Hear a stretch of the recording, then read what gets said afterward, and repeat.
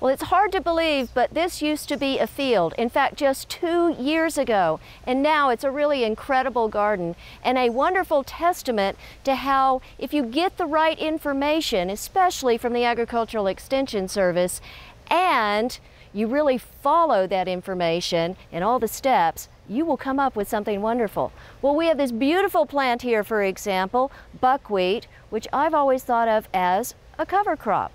But here in Old Hickory with Jim Simmons, I've already learned some more about it.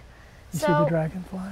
Jim, you're seeing dragonflies? Yeah, there's a dragonfly right over there on the buckwheat. So beneficial insects are attracted to buckwheat? Yes, they are. They're attracted to the pollen in the buckwheat, and then they go and lay their larvae on our vegetable plants such as the tomatoes. And there's a bug called a hover bug, and the hover bug loves the tomato plants to lay the larvae, and when they hatch, they eat all the aphids they can find.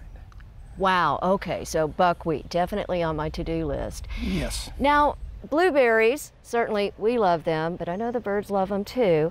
So what are your secrets and what have you learned about how to deal with blueberries? Well, 2 years ago, I went to the extension office in January, and David Cook, the extension agent, talked to me for 2.5 hours. I wanted to learn how to grow vegetables, I wanted to learn how to do my fruit trees, and I wanted to do it the proper way. And he not only answered all my questions, but then he told me about the Master Gardener class, and then I was walking out the door, he said, have you heard of a book called New Square Foot Gardening? So all this information kind of got me started, and I took the class, and the more I learned, the more questions I asked. And so this netting's not my idea. I mean, we had a class on fruit trees, and this is one of the techniques to keep the birds from taking all of your blueberries. Well, this is really so easy in the way that you have it supported up here. It's going to make it easy to take off so you can harvest. Yes. And it's going to keep all those little birds out of there. It's keeping the birds out. Well, these blackberry plants are amazing, and you haven't had them all that long, have you? No, I haven't. I started off with starter root, bare roots 2 years ago. Wow. Now, okay, the system that you have to hold them up, I see you've got them supported in 2 places. Yes, well, the book that I read had them supported at the taller place, and I realized I had smaller plants, and because they're kind of growing and getting started, I added the support on the bottom. Well, I think that's very clever, and I like the way it looks, and it looks like a clothesline. Yes, it's definitely a clothesline. Well, that's a great idea. Now, the thing that always has mystified me a little bit about blackberries is, how do I know which parts to prune? You actually wait until after the fruiting, because if you look at the berries, those are actually from last year's stems, or I guess that you would call it. And last year's stems is what gives you this year's fruit. Then at the end of the season, after they've fruited, these other stems are going to be next year's fruit. So the pruning would actually be the ones that produce the fruit this year. All right, well, that is a great tip. I'm going to remember that one as well. I feel like I'm taking a lot of notes today. You told me you started with 50 strawberry plants, but this is clearly a lot more than 50 strawberry plants. And I'm just curious, did you plant all of these individually? How did you get them so nicely arranged? Well, I took the Master Gardener class, and they recommended if you wanted to start a bed that you use what they called a matrix pattern and stagger out your 50 berries, and then with the proper techniques, the berries would then multiply, and you would end up with over 200 in less than a year. Well, I know that they recommend you cut the blooms off that first year, and you let them go ahead and send out the runners. So I guess that's going to fill in. Well, what is this system that you've made for yourself? Well, like I say, it's something that I learned in the Master Gardener class, but that's called a matrix pattern.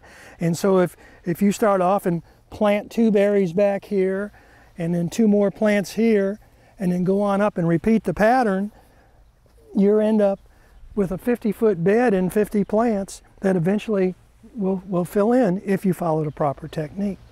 That is fantastic, and clearly that's working very well for you here. Yes, it has. There was beautiful berries this year, and my neighbors enjoyed them.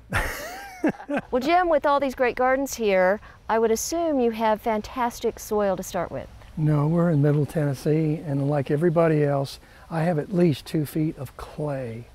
And so to try to grow vegetables, you've got to get your soil tested. That was one of the first things they told us in the Master Gardener class, and it's a $7 kit, and you send it off, and they come back and tell you what's your soil, and then how to amend it, and how to proceed from there. Well, and clearly you're doing things right. So here I see a compost pile, and what have you been putting into this compost pile? Well, it was a combination of brown leaves and grass clippings and a little bit of horse manure and just the natural stuff that's around here in the seasons. And then the secret to it, I turned it 3 times a week. The more that you actually turn it, the more active it gets, and the quicker it actually turns out to be compost, where you actually can't recognize what the original materials are.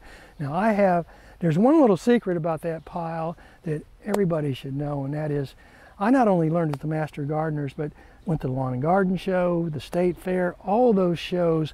There's lectures, there's people talking, and the Barefoot Gardener, Jeff Poppin, was there, and at the end of his lecture, he had a little bucket, and he said, bring up some sandwich bags, and he gave us some fungi from his compost piles.